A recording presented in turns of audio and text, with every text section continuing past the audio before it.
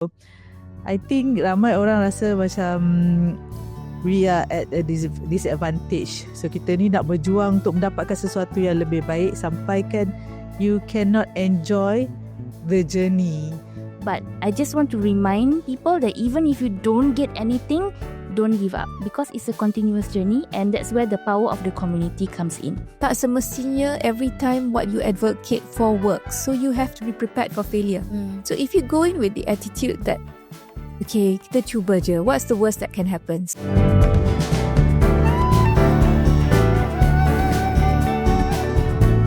Hai, Assalamualaikum. Selamat kembali ke Kita Family Podcast.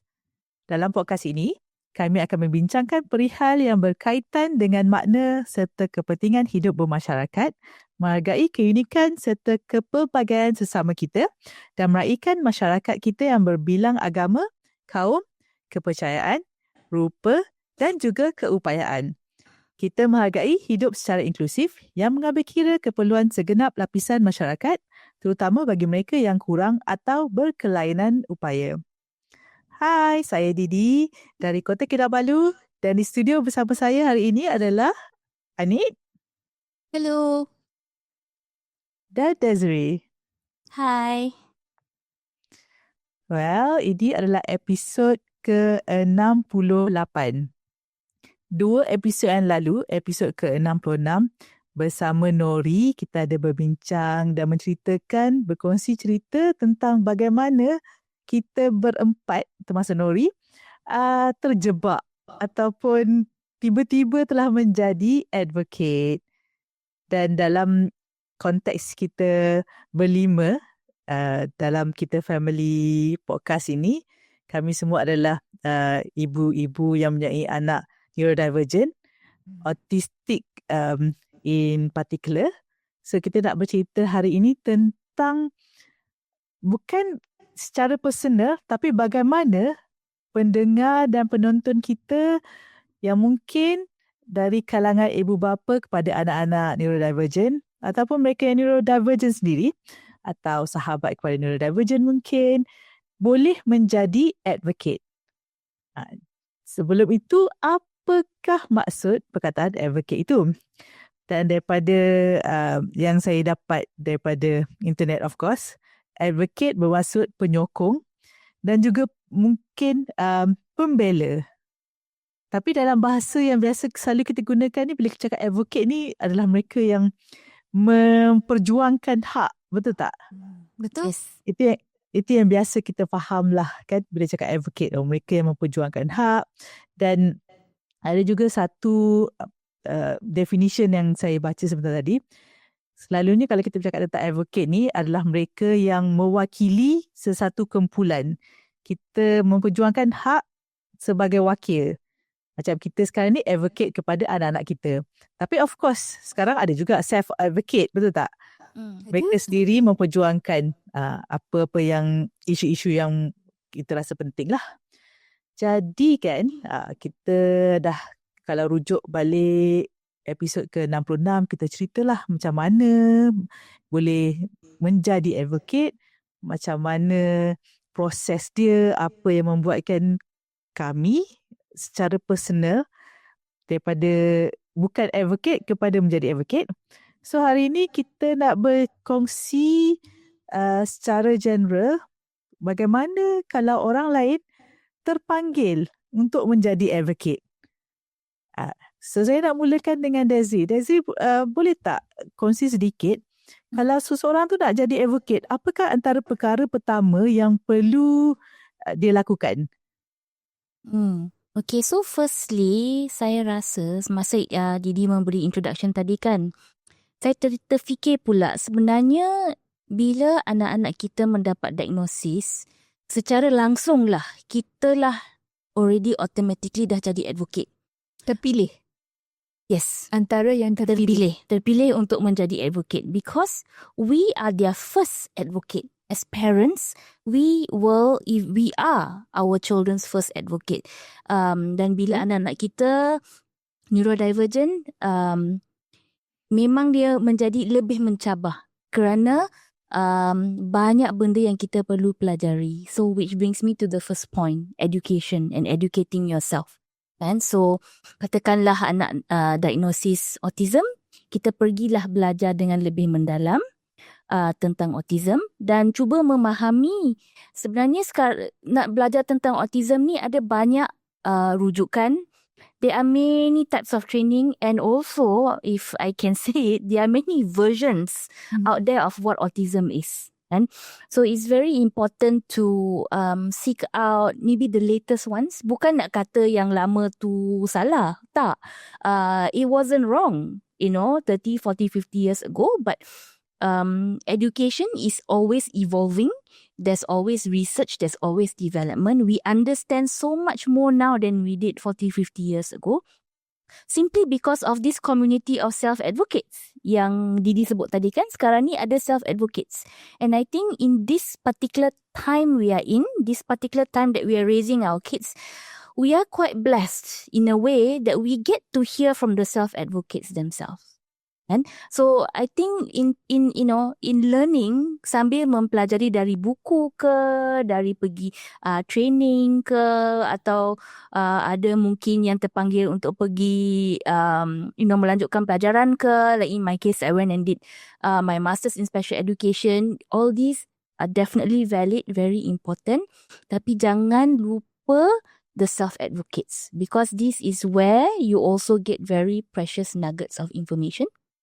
Self-advocates, belajarlah daripada pengalaman mereka, dan juga a lot of them are very open to sharing, and in my case sometimes I also learn from things that they wish they had. Kan?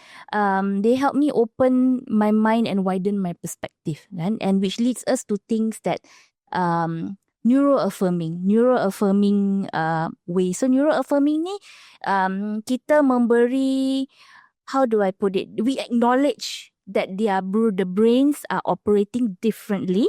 The brains are wired differently, but they are still people first, and they have rights. And I always say this: my son is different. It doesn't mean that he is wrong, right? Tak salah, right? What he has doesn't need to be fixed. So neuroaffirming is believing that and walking that talk. Right. So, and one of the other examples is simple example yang memang ada banyak kontroversi, iaitu lambang puzzle piece. Kan? Yang tu cerita dia sangat panjang. So, saya tak akan bagi cerita yang panjang. But the premise is back in the day, maybe the puzzle piece was a representation of autism because people didn't know what it was. Parents struggle to understand their children, especially those who were non-verbal or cannot speak. So autism always remained a mystery. But now we have self-advocates coming up and saying, hey, I'm not a puzzle to be fixed. I'm here, ask me.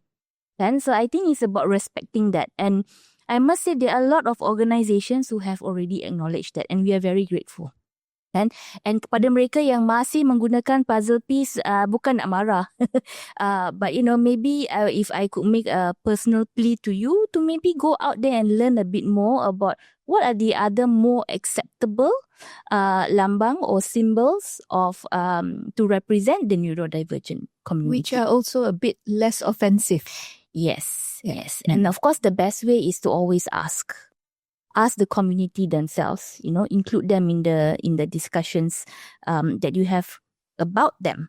So Desiree, do you think that the symbol itself is something self-advocates do not identify with? Is that why you're asking for this change? Some, yes. So again, it's not a black and white answer. This is bukan multiple choice tau. Tak ada A, B, C and D. Ini soalan terbuka.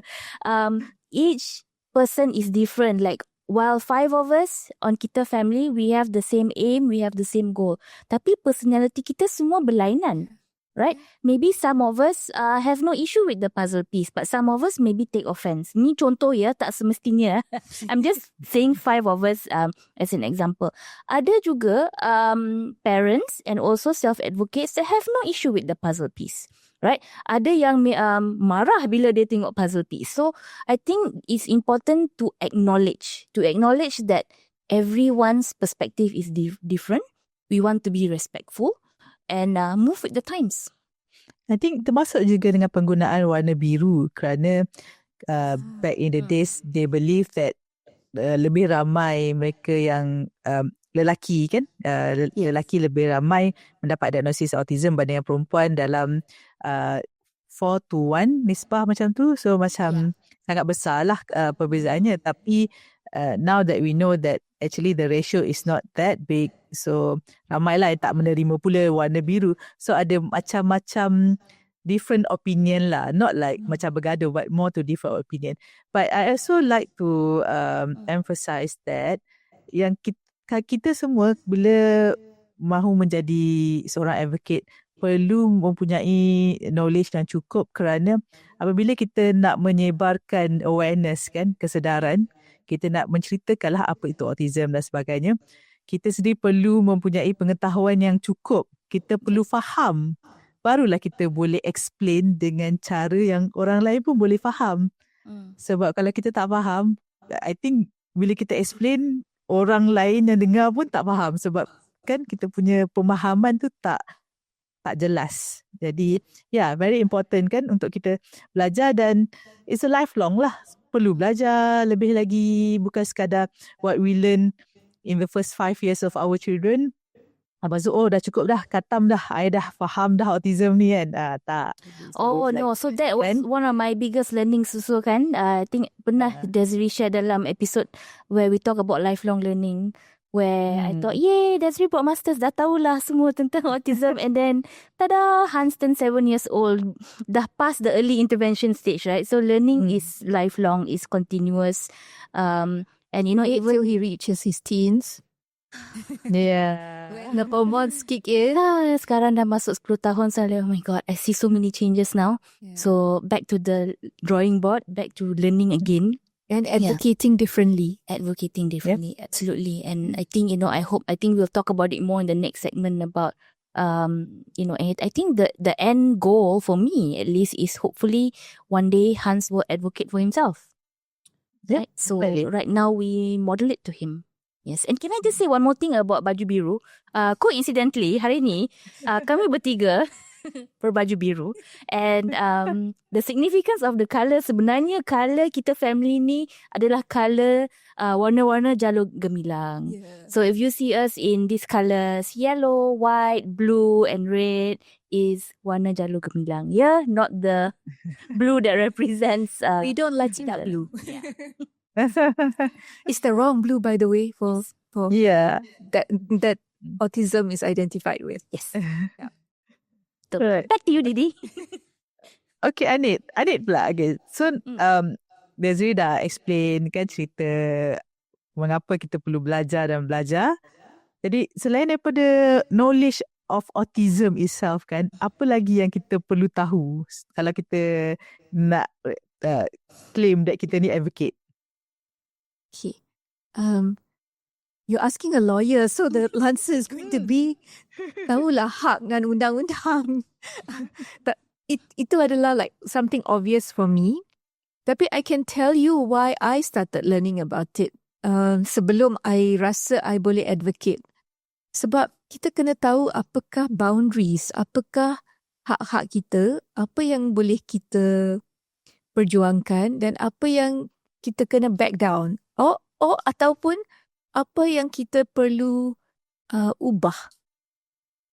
One of the first things some very close friends said bila saya share that Niraf didiagnosed pada masa itu dengan Asperger syndrome adalah, why don't you consider moving country? That was one of the first things shared because negara sebegini tu ada hak-hak macam ni. Negara yang satu lagi tu ada kawan, dia punya child goes to school. Dia macam ada success stories daripada negara luar, daripada negara kita sendiri. Pada masa itulah. Okay, so that is 15 years ago. So masa tu I fikir balik, I kata, is that why some people leave the country? Sebab dia rasa macam dia tak fit in ataupun tak ada hak yang secukupnya untuk anak mereka. So it aroused the curiosity that I started reading. So one of the first things was the Person with Disabilities Act 2008. Then that also got me reading the UN Convention, the Convention of the Rights of Persons with Disabilities. So daripada baca the two basic documents, saya mula bacalah ada country report, macam mana negara-negara lain deal with autism or deal with even disabilities per se, lepas tu autism. So I think that broadened my horizon, but some of it, bila saya baca kan saya rasa, ni tak terpakai kat Malaysia. So it made me realise that actually kalau nak pergi negara lain pun, bukannya semua tu akan fit for a child. Ada juga limitasi, or what we call batasan dia. So if you have limitations, pada masa tu saya cakap, okay lah, ni tanah tumpah darahku kan. We might as well do it here, despite the limitations. So that is what spurred me on to read more. Kadang-kadang kawan I akan call, nangis-nangis, cikgu cakap macam ni, cikgu tu cakap pasal anak I macam ni, okay ke, dia berhak ke. So, you have to calm them down and say, hey, antara hak-hak cikgu adalah untuk mendidik. Dan kalau anak tu tidak mencapai tahap yang mereka ingin anak tu capai, kadang-kadang mereka akan cari juga what kelemahan anak tu. Is it to do with the neurodiversity ke? Is it to do with some other thing? Is it to do with attitude? Ini adalah tugas-tugas pendidik kan. So we had to go into, okay, this is your option. Kalau you nak masuk mainstream school, these are the standards to be achieved. Kalau tak, ada PPKI, ada tak apa-apa sekolah-sekolah lain. And so all that became a topic of discussion yang juga mula membangkitkan the whole discussion of, I just don't need to know about autism. I need to know about the laws, the rules, what are my child's rights. Boleh tak anak I masuk sekolah ataupun tidak diberi peluang untuk ke sekolah sama sekali. So I need to mention here that it took a education minister like YB Mazli Malik to come up with the zero reject policy. Sebab sebelum tu ramai je anak yang kena reject daripada sekolah kerajaan juga. So zero reject policy tu bila diperkenalkan telah membolehkan setiap anak untuk diterima di sekolah kebangsaan to start with. Okay. Sebelum tu ada yang juga cari, kalau saya pergi sekolah private boleh tak? Tapi sekolah private pun ada rules and regulations dia, ada limitations dia. Ada yang cakap, we empathize. Kita nak ambil anak yang ada apa-apa ketidakupayaan, tapi infrastruktur sekolah tu tak cukup. Cikgu-cikgu kami tidak dilatih. So, bila mereka cakap terus terang macam tu, ada parents yang juga tak boleh accept. So, at that point, you have to either sit back to say, am I going to work with the school and with the limitations and advocate for my child? If you feel the child deserves a place in that school or that's the right fit, ataupun do I need to go back to the drawing board and look again and say, where should my child go? Itu adalah satu, I think it's your first lesson in advocacy when you become a parent advocate. To make those decisions, but before you make those decisions, kena ada pengetahuan yang secukupi and informed decision. Not just, I ikut je. It's a different ball game because kalau anak neurotypical, you campak sekolah kebangsaan mana pun okay je. That's not an option for parents with neurodivergent children. I like your point, Anit, where you stresses that sebenarnya bila nak jadi advocate ni, it's not just about kita ni nak berusaha untuk mendapatkan memperjuangkan perubahan, sesuatu yang lebih baik dalam sistem. Tapi firstly, kita semua ni macam yang Desi cakap, tak ada pilihan. Kita semua adalah advocate paling penting pada anak-anak kita sendiri. Itu nombor satu. Sebelum jadi podcaster, sebelum kan bercakap, ya dijumpa. Kan sebelum tu semua adalah advocate kepada anak kita sendiri. Dan with all this knowledge, all this pengetahuan yang kita tahu kan, hak-hak semua, kita perlu buat keputusan lah. Contoh macam sekolah kan, sama ada nak paksa juga, lepas tu making everybody uncomfortable, anak kita pun tak selesa, ataupun mencari sekolah yang lebih sesuai, yang mungkin boleh memberikan lebih accommodation dan sebagainya. So I think it's important lah for all parents especially to understand that when we say advocate, it's not just about those who speak loudly, who are invited to programs to speak on stage or bercakap dalam forum kan, which some of you kan, even like some of the kita family ladies are doing like all year round. So advocates, we must all have these two things, knowledge in terms of the condition itself, and also what is happening in our country in terms of what are available, what are the laws protecting or limiting. Kan kalau kita cakap pasal law, it's not just protecting but also limiting. In whatever angle, kan? So Yes. I think It's also a bit. It's also a bit, Didi, like, kalau anak kita ni ada ketidakupayaan, there is such a thing in the Education Act of Individual Education Plan, IEP. Okay, so I know Desri can speak more about it. Tapi kalau anak kita perlu, siapa yang akan pergi minta? Anak kita tak dapat pergi self-advocate to say, hey, I tak nak buat ni.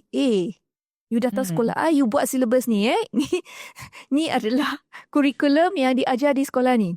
Tapi kalau kita perlukan perubahan, it's for us as parents untuk pergi pohon jasa baik sekolah to say, ini adalah anak saya, ini adalah keadaan dia, dan boleh tak accommodate.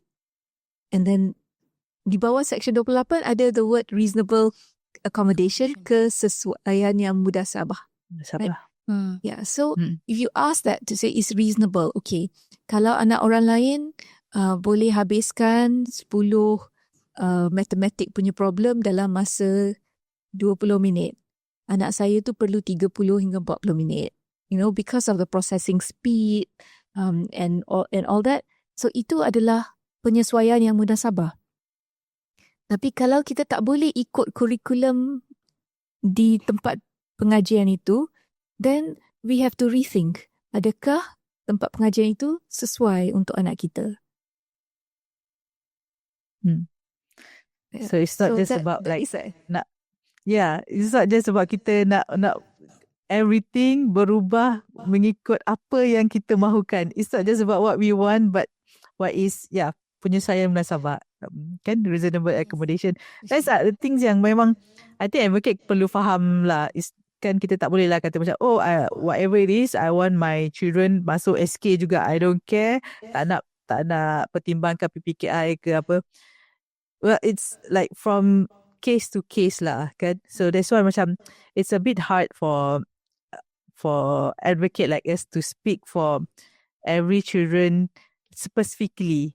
So we fight in general, we want perubahan yang besar, perubahan yang boleh memberi manfaat kepada semua, tapi kalau on a personal level tu a bit susah kan, sebab yelah kita dengan kita punya effort untuk anak sendiri lagi, which every child memang has specific challenges. Yeah. Didi, if I can add one more thing kan. Sorry. I know we need to go for a break, but a quick one. No, it's okay. The key word here is reasonable. Yes. And I think bila kita jadi advocate ni, it's not about getting our way. I think that's very important to understand. Kita berlima ni, I'm sure, and so many other advocates out there, we don't always get what we want, and we don't always get what is needed for our child. And but what makes us advocate continuously is whenever we say something or we do something, the needle moves slightly, right? There will be some form of change, some form of accommodation. It may not be 100% what our child needs, but I just want to remind people that even if you don't get anything, don't give up, because it's a continuous journey, and that's where the power of the community comes in. Right, so like what I mentioned about education, learning, learn from the community, and even like what Anik said about the law, tak semestinya lepas ni pergi buka akta PWD dan pergi baca from cover to cover. It's not necessary. That's why there is read it if you want to, by all means. Yeah, but that's why there are resources. Yeah, there are resources. Yeah, kita dah buat summary tau. Ada satu website OKU. www.okurightsmatter.com.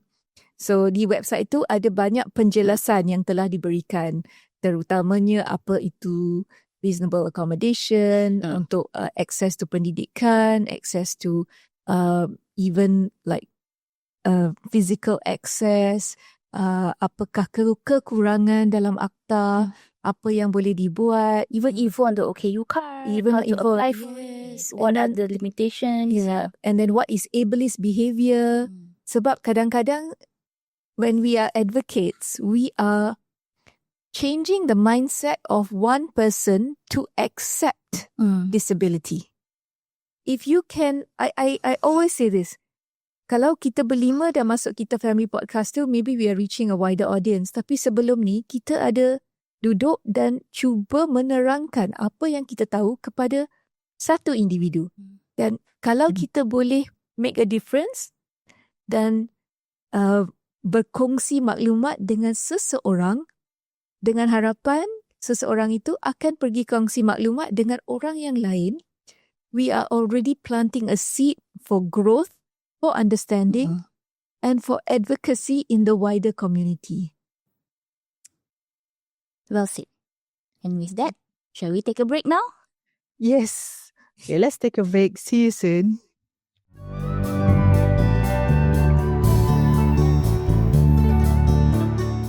Hai, selamat kembali ke episod ke-68.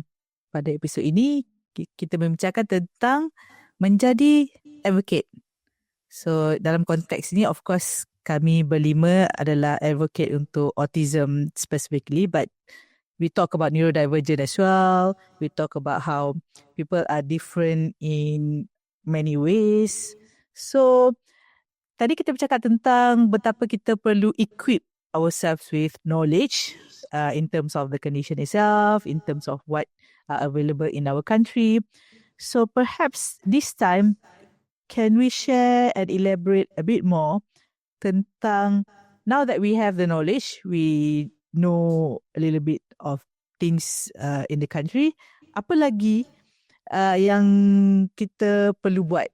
Okay, sekarang dah tahu ni, so nak mula jadi advocate ni, apa yang kita perlu buat supaya kita bermula menjadi advocate? Desiree? Okay, so I think it's always good to start step by step, kan? Tak semestinya terus jadi advocate, masuk TV ke, masuk akhbar ke, terus buat podcast ke, right? It's I mean, if you can do that, great. Kita sangat mengalu-alukan lebih ramai advocate, kan? But I think start first, and we always say charity begins at home. Not that our kids are charity, no, but we look after our own first. So start by advocating for our own children within the spaces that they're in. So contohnya dengan therapist, dengan cikgu-cikgu dekat sekolah. I think Anik gave good examples about school, navigating the school. So, to navigate schooling systems, tak kira lah whether sekolah swasta ke, sekolah kerajaan, whether it's therapy dekat hospital kerajaan or dekat private center, communication skill ni sangat penting. And I also want to especially mention being emotional. There will be instances where we are emotional, whether it's marah atau sedih. Our emotions are not wrong, but especially the kemarahan tu, cubalah lepaskan geram within a controlled environment. maybe you're not happy with a situation with your child and the cikgu or the therapist, and this tends to happen, but I would like to encourage communication in a more polite dengan cara berhemah. We try and settle things in a peaceful manner. So effective communication, if you feel perhaps you can't deal with a particular person, find the correct way of maybe getting your concerns addressed. Kan? Document things. So contohnya sekiranya is a specific institution where there is a specific way of making a complaint, do it. I strongly advocate that, because when we do it in the proper way, be brave. Don't worry about your child getting marked or being bullied. There are ways to overcome that. There are ways to mitigate that. I think we can have a episode on that at another time. But follow the proper way so that it's documented. Bila benda-benda ni kita dah document, ada fakta to support, and it will help other children along the way. Kan? So follow the complaint process. Document things, recap things, and most importantly, if it's really a situation that you feel you're unhappy with, or even things that you're unhappy with, that you are very happy with, document it as well. Yes. So if we are going to highlight things that we are not happy about, I think to be fair, we must also highlight things that we are happy about. There's a balance. So that leads to the next step, which is building the relationship, right?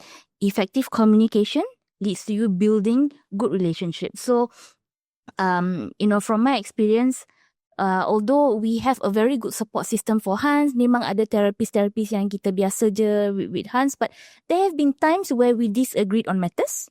Tapi because of the relationship that we've built over the years, ada je masa-masa yang Desiree yang salah, So I think we also need to handle things with a lot of humility. Kalau kita salah, kita lah yang minta maaf. And so building that relationship and communicating effectively is very important. Like the key thing actually is the emotions lah. Banyak kali, and I know I'm guilty of this as well. Memang I have a very short fuse. Pernah juga marah-marah orang and all that. And then I'm very lucky in those situations. Memang orang yang dah kenal, so when I minta maaf, they actually accept. Kan? Tapi I also have been in situations where minta maaf also doesn't cut it, because I've already lost it to a point where of no return, kan? And I have to deal with that, and I have to accept that is my fault. Yeah. So let's learn to be more civil in our conflict management.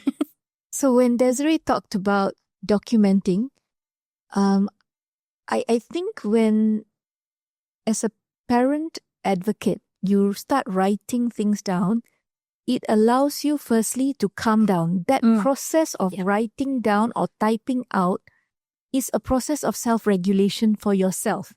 Sebab kalau kita marah and kita bersuara, kadang-kadang perkataan yang keluar itu kita tak boleh control.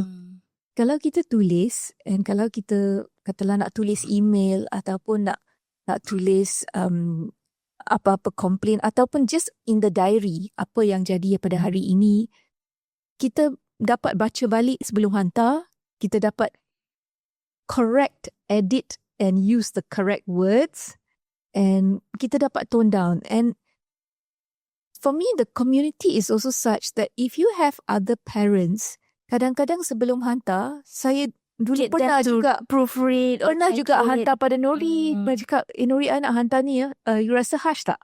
What would you think if you read this? What's your opinion? And kadang-kadang bila dia cakap, oh no, send it, I think it's really good, then you macam rasa, okay, somebody else also believes in it. But a good friend like her would also say, kenapa? Tak payahlah, maybe angle it differently. Why don't you try to say this? Say what you want to say, but angle it differently. Then you terpaksa fikir balik, okay, macam mana nak draft sekali lagi? Ataupun kawan kita yang boleh tolong draftkan, to say, I nak cakap macam ni, boleh tak you tolong karangkan? And then kalau seseorang itu telah memberi draft pertama, you boleh just improve, masukkan apa yang sepatutnya. So similarly, as Desiree said, when it comes to words of praise, it is very difficult to handle children.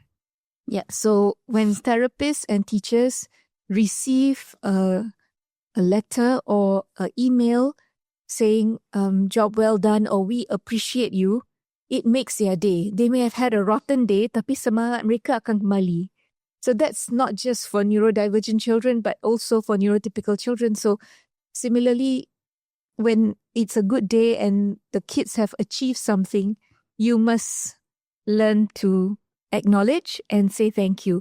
And I know it means a lot sebab sampai sekarang I ada contact dengan guru-guru yang ajar anak-anak saya bila mereka kecil. Just the other day I met Nirav punya standard 1 punya science teacher.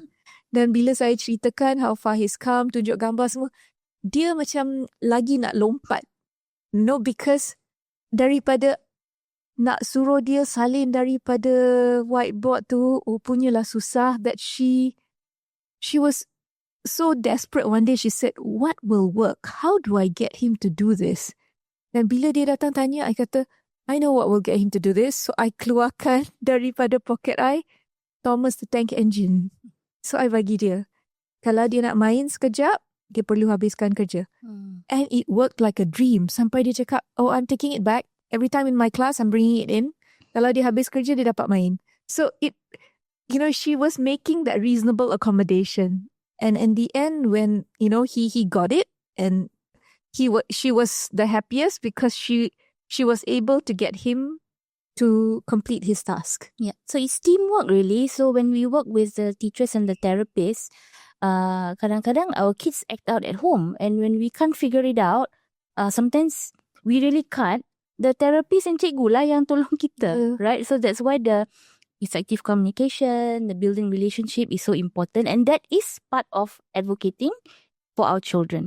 And including getting to know other parents. Yes. That when you're not around, they might be able to advocate for you because they will know if your child tak suka makan ni, tiba-tiba kalau ada meltdown kat kantin ke apa, they dapat jenguk and say, patutlah dia tak suka. Then you dapat message, anak you hari ni meltdown tau sebab kat kantin, and they give you the answer as well. So I've got a real life story about how effective communication and building that relationship with the school has helped a friend who's now she's been in the hospital for a prolonged time due to illness, and because of the relationship that she's had with the school all these years, and also she's gone through a lot to teach her child how to self-advocate. Her kids are doing fine. The fact that she's away from them, she can't be there for them constantly, and she told me this. She said, the school is being so supportive now, so supportive. The teachers, the school, the classmates, the friends, her village has come through for her. So this is one of the amazing. This is a real life story of advocating. Yeah. So it's like melabur saham lah. Bila you really need it, then you ada dividend. So what about you? What about you, Didi? What would you say is what a good skill for a parent advocate? Oh, good skill. Of course, we don't want to ruffle feathers. Ramai yang rasa macam bila jadi advocate ni kita berjuang. Like it's us against the world. Semua kita nak betulkan. Semua kita nak come our way. Seperti yang kita nak. Itu yang macam bila tadi Anik bercakap tentang bila membandingkan tentang apa yang ada di negara lain. Oh, kalau benda tu ada dekat negara Eropah, saya nak ada di Malaysia juga. Exact same thing. It's not about that. Kan? It's not just about that. There's sometimes you want to be loud, but you cannot be loud all the time because it's about forming relationship, partnership. Kan? Kita sama-sama lah nak apa yang anak kita perlukan, education and everything. So, I think ramai orang rasa macam we are at a disadvantage. So, kita ni nak berjuang untuk mendapatkan sesuatu yang lebih baik sampai kan you cannot enjoy the journey. Kan? You tak enjoy your relationship dengan fellow parents yang sama-sama ada anak autistik. You tak boleh nak enjoy anak you punya school years just because anak you tak masuk sekolah mainstream. So it's not that. It's a once you understand and then your mindset also dah berubah a bit, your understanding and your outlook towards life also berubah. It takes a lot lah. It's not just advocating mendapatkan sesuatu, tapi advocating in our family juga, dan kita punya own perspective, kita punya own dream, which is of course not easy. Tiap hari pun macam kadang-kadang rasa macam all this I wish, if only, all these dreams kan. Tapi we make do, we still have to lead our life. Autism is not a tragedy. Ignorance is, that's what people keep saying. So that's our life lah kan, advocate people in a way that not just fighting but creating awareness. Kan kita nak orang faham anak kita macam mana, community autism ni macam mana. We want inclusive kan, kita nak more accommodation, more services for our children. Tu memang kita dah selalu all the time. And nak orang faham lah, yang advocate tadi kan kita cakap pasal level sekolah, everything that being advocate ni is not about you kena jadi public figure, you perlu ada YouTube channel kan. So I think what Didi is trying to say is kalau orang dah mula memahami, according to what Didi says, tak payah berjuang. It's maybe I take a very basic example. Ada orang neurotypical pun yang let's say vegetarian. Or ada orang neurotypical yang allergic to seafood. Okay. Walaupun mereka mula-mula mereka akan self-advocate atau parent akan advocate untuk mereka. Oh no, they cannot eat this because this is their dietary requirements. After a while, the community around, sebab dah kenal mereka, will say, I have this friend, she is allergic to seafood or he is vegetarian. So bila kita nak organize something, boleh tak kita make provision for dietary requirements? Kita kena tanya dulu, apakah tetamu yang kita jemput atau whoever's going to be around, apa yang mereka suka makan atau boleh makan. So that becomes an accommodation. And if we can do a little bit like that, even for neurodiversity, it becomes easier. Are we going to have any neurodiverse people in the audience? Is our lighting in the venue okay? Are we going to have anybody on a wheelchair? Is there wheelchair access? If you start thinking like that, then you are already advocating and making an attempt to include in the community. And we thank you. Yeah. That's the thing. Even in our name, the name of our podcast, Kita Family, usually like when it affected our own family member, barulah kita macam nak ambil inisiatif untuk faham, barulah kita cuba untuk fight for all these things. So now we hope that even those who doesn't have anyone dalam family yang ada neurodivergent pun terpanggil untuk not memperjuangkan but memudahkan, do something for the community, because we are not talking about minority anymore. Ramai tau sekarang ni kan, the number of neurodivergence among us are actually ramai. So takkanlah kita nak cakap sebab tak seramai neurotypical, so it's not important.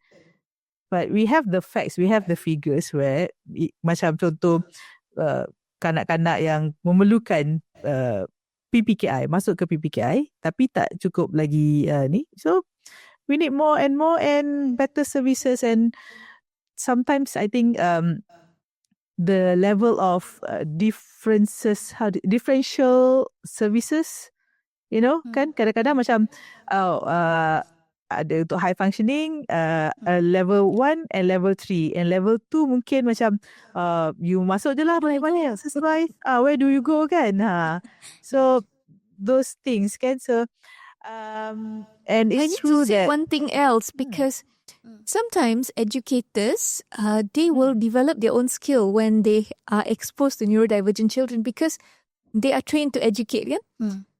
So when that happens, I feel that they are already becoming advocates for inclusion if they know how to deal with children with neurodiversity. And I would like to urge them to share with others about if strategies that they use work, and the calming techniques that they use work, it can also work for neurotypical. So it makes them better educators. So ada yang mula-mula cakap, I can only teach football or badminton to neurotypical kids. Tapi kalau they have encountered one neurodivergent, then tiba-tiba they're like, I cannot promise, but I can try because with this other neurodivergent, it worked. And then the minute the neurodivergent child was more interested in football or in self-defense or in badminton, the strokes improved, the focus improved. But it did not happen as fast as the others. So with parents as well, parents tak boleh lah, accept. When you are a parent advocate, you tak boleh pergi cakap, kenapa anak lain tu boleh dalam 3 bulan, kenapa anak I bayar sampai 5 bulan pun tak jadi. So, when you do that sort of thing, you're not giving your child a chance to grow, and you are... It's not advocating already, sorry. That's criticizing. Yeah.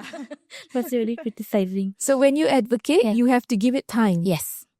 Yeah. So, a few other things on advocating. So, one thing that I have learned is, every time someone invites me to give a talk, I don't have to say yes, right?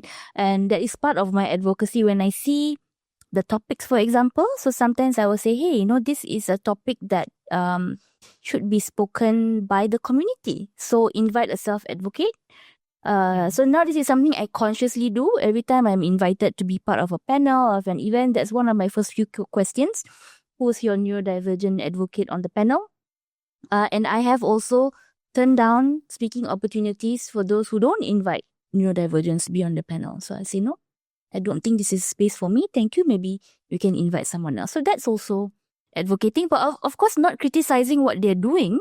I think everyone who wants to create more awareness on neurodiversity is good. We welcome it. But I'm making a personal choice to say that, hey, I think this is something that I want people to know. If it's about the community, they should be given the first say. All right. And the other thing about advocating is also something that I have learned in this very humbling journey is that I'm not always right. And even if I disagree with someone, I don't have to be upset or angry about it. Agree to disagree. And I think accepting other people's viewpoints that are different from ours, that has been one of the most challenging for me. But let me just say, with practice, it has become a lot easier because just let it go. It's somebody else's viewpoint. It's fine. It's not wrong. Right? That person may not agree with what I have to say, right? So, it works both ways. Just to add to that, kalau nak jadi seseorang advocate itu, tak semestinya every time what you advocate for works. So, you have to be prepared for failure. So, if you go in with the attitude that, okay, kita cuba je, what's the worst that can happen? So, I think what made me a better advocate was I always used to say, okay, I plan to ask this, what's the worst that can happen? A, they say no. B, they say maybe and make some accommodations. C, they say yes. And I need to manage my expectations to say, what is my feeling going to be kalau it's A, kalau it's B, and kalau it's C.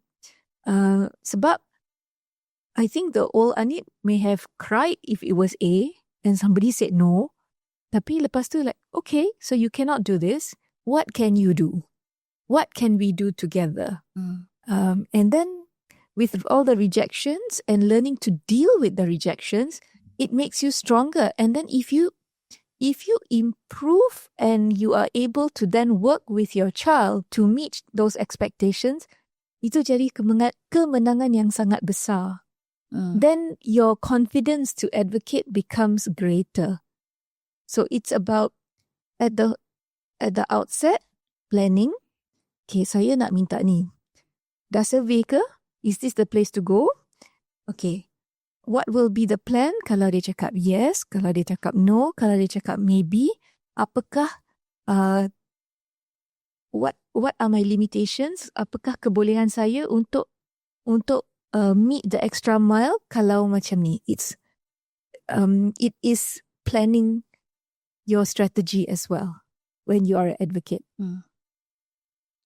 I think Kita it tak takes boleh years to tenang. develop kan. Oh, It it takes took years to develop years. kan. Dia punya personal growth kita kan. Semua macam dengan dulu macam dengan semangat yang membara ni, whatever we wish for, kita nak jadi biar boleh there and then. But then like Desiree said also kan, bukan semua orang akan setuju dengan kita, and then when we start to expose ourselves in public lagi lah kan, like whatever we say bukan semua orang setuju. Ada orang yang mula bertanya, why you, why not somebody else, like question that as well. So of course kita perlu develop many things kan, dari segi Kulit yang kesabaran, tebal. dari segi Oh yeah. yeah.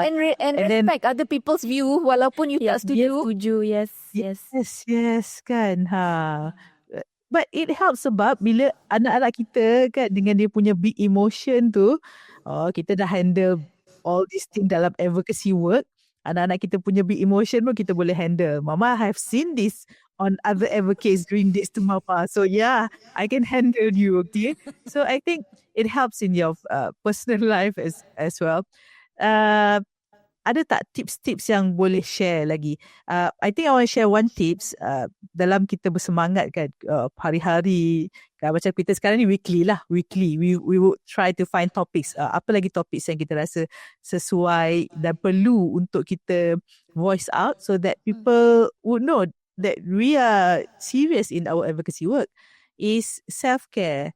Tadi kita bercakap tentang kita punya growth kan, but there are times that we need to take a step back. It's not all the time we need to be fire up kan, semangat jam hari-hari sebelum tidur. Apa lagi isu-isu yang perlu saya suarakan? Yes. Yeah, self-care. How about you guys? Not every day is a battle. So Yeah. Recording this podcast is one of my self-care. Of course, the lighter topics lah. Topik yang berat, yes, we do have topik yang berat. Memang it weighs us down. But even though it weighs us down, I must say for me, it is my self-care. Because I'm doing this with people that I love. The family that I chose, right? Kita family is the family that I choose. So, the advocacy work that I do most of the time actually is my self-care. Tapi tak semestinya is self-care for everyone lah. This is just me, This is just me. Everyone has their own. I have other versions of self-care as well, like Netflix, singing karaoke. Yeah, so advocating is one of them. So not just self-care, but it's also sometimes taking a break. Yeah. To say, I cannot be an advocate perpetually. Yes. I need a break. I need to recalibrate. I need to focus on what is important for that point in time. And I will come back and be an advocate. And Make stronger. yeah, That's why there's 5 of us. yeah. So with all the question of different views, I think we talk about it in Kita Family, right? Kita menghargai keunikan dan kepelbagaian. So when you menghargai keunikan dan kepelbagaian, you will learn to take different points of views. You may not agree with it in that context, but that may be a lesson in another encounter that you learn. So memang kalau, that's why the documentation is so important. Yes. You know, if you write down and say, I learned this today, or this is a thing I did not agree, but another time you may come back and say, You see it from a different perspective, especially when big emotions are involved. Once you calm down, you see it from a different perspective. And sometimes it's not immediately. It could be 2-3 years down the road. Yeah. Like, oh, okay, I could have done this differently. yes. Satu soalan terakhir, I think I want to ask Anik this. Anik, can you be an advocate by yourself? No, you need a community. You can advocate by yourself only to a certain extent. Kalau you want to reach something bigger or make it wider, daripada menjadi pemalu, you kena pergi berkawan. You may meet the wrong people, tak apa. You ghostan. Lepas tu letak signal, belok kanan. Lepas tu Run for the hills. kalau naik bukit tu kadang-kadang kena turun balik sekejap. Lepas tu masuk gear 1 balik, gear 2 naik bukit lagi. How would I know? We all drive automatic sekarang. Just going to say for those yang buat lesen automatic maybe tak faham what Anit is saying. She's talking about driving a manual car where you change the gears manually. Okay, as much as I don't drive a manual car now, I still remember how to do one because I ambil lesen dengan kereta manual. Oh, same. So okay, sorry, go on. Yeah, so basically, kalau kita nak advocate tu, kalau kita mempunyai a community yang bersependapat, kita dapat bersuara with one voice and not a divided voice, we reach greater heights. It's like a country. If you come together, united in grief or united in a resolution that we want change, it happens. So start gathering the community around you and work with others. They may be different. You know, the one thing I've learned in this journey is the people you least expect will be your greatest allies. Not immediately, but when they become your allies, it's like, oh, let's do this. You nak buat apa? What's the next project? Bila diorang tanya macam tu, like, hey, they've been watching or they actually do want to work with us. They do want to do this good work. And maybe their realization comes a bit later. Kita bagi peluang. We keep talking. We keep presenting ideas. And we keep making the world grow to a more beautiful place. InsyaAllah. Amin. Desiree, last word? I think today we focused a lot on parents who want to be advocates. I just want to remind everyone, advocate ni tak semestinya ibu bapa. Boleh juga datuk nenek, adik-beradik, cikgu, diri sendiri. And that's my end goal, of course, for my child. Hopefully one day Hans can advocate for himself. And teachers, therapists dan juga sesiapa sahaja sebenarnya. As long as you have an interest in the neurodivergent community, feel free to learn more. Come and ask us if you want to be, part of the movement to advocate for neurodivergent inclusion. Didi ada platform kan? Kalau nak join on your Facebook group and learn how people advocate. Yes, you can. On Facebook, we have Autism Malaysia, AUTISME, space Malaysia. It's the biggest online support group for autism community in Malaysia. And of course, bila kita sebagai advocate ni, dalam all these struggles, we really appreciate when people come and show support, kan? Jadi, kepada anda yang ingin memberikan support kepada Kita Family Podcast, perhaps boleh like, share, subscribe to our YouTube channel, listen to us on Spotify, and follow us on all the social media that we have. We have Facebook, TikTok, and Instagram. Share with us apa lagi tips untuk menjadi seorang advocate ataupun share pengalaman, cabaran yang pernah hadapi selama menjadi advocate ataupun selama menjadi seorang ibu bapa ataupun diri sendiri yang mungkin seorang neurodivergent. So with that, we've talked at length about advocacy, about being an advocate. Kepada semua advocates neurodivergent di Malaysia yang saya percaya sebenarnya bukan bermula dengan Kita Family. Dia telah bermula berpuluh-puluh tahun yang lalu. Apa yang ada sekarang ni, banyak perubahan, banyak kemajuan yang ada. Sebenarnya kita perlu berterima kasih. Kita terhutang budi sangat dengan advocates yang lebih awal daripada kita. Terima kasih.